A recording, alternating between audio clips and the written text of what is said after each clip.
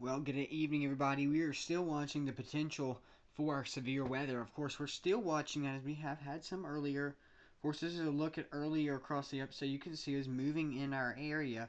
And then now, of course, we're watching out towards Texas, Birmingham. Actually, I'm going to show you that right now. You can see more towards Atlanta, those Hollis Crossroads. That is, of course, what we're watching. Of course, this area we're drawing out, this is what we're watching. We're actually going to put it in a little bit more easier to see area. If we can get a color that will work perfect. This area, the Folsom area, Wildwood, that is our watch, our severe weather watch. Now, you can see on your screen, this is a special weather statement. We're going to actually show you the affected areas as that is giving you 24 alerts, okay? So over the last several minutes and hours, you can see it's kind of making a trickle towards the upstate. And here at home, that's what we're seeing. Athens, Monroe, and Maxis in Washington, Georgia. We're going to show you as this we're watching over Bethlehem, moving in kind of this area towards the upstate of South Carolina.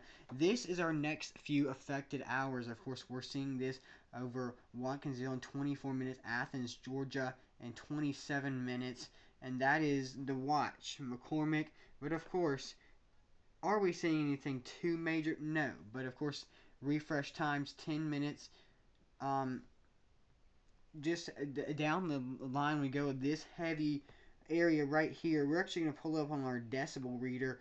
And you may be wondering, what is a decibel reader? Well, our decibel reader is the one that depicts of how strong something is. Now, our normal lighter rain, of course, seeing about the 20s, that means more lighter rain, and of course this is more cloud cover and very light rain. That's 16 our decibels. Getting up to almost 60, 52 I'm seeing reading on the radars. That is stronger systems. Of course, here getting closer to home, of course, max is about 51, so getting stronger, and then up towards Bradley Corner, McCormick, that's 52, so a lot stronger of a system. Of course, here at home, we're reading literally nothing with a potential shower if that moving into the South Carolina-Georgia line. That may be reading out on a 30. So is it a strong pop-up? Yes, but not seeing anything too major. Going to put it in our high reflectively storm. This is kind of like our storm fuel. What we're watching out of our storms. Of course, this is our storm watch, is what I like to call it. Anything in this area, which I'm about to draw out for you. Of course, we cannot get a color that works. Anything, let me just see if we can, okay, anything in this black area, this is what we're watching. This is like the severe weather watch, okay? Is it anything too major? No, but of course we're watching this down towards McCormick, that area. Let's put it back, that's our reflectively model. Let's put it back in our high-res models. Of course, we use those high-res to help. The high-res spectrum width, also just different ways to view a storm. Sometimes it's cool to see it in our precipitation, the ecotrophs, and just different ways you can see the storms. Of course, yeah, either way, how you look at it, this is how we normally look at it. But of course, turning those frames up to 30 over the last while, just been interesting to watch, right?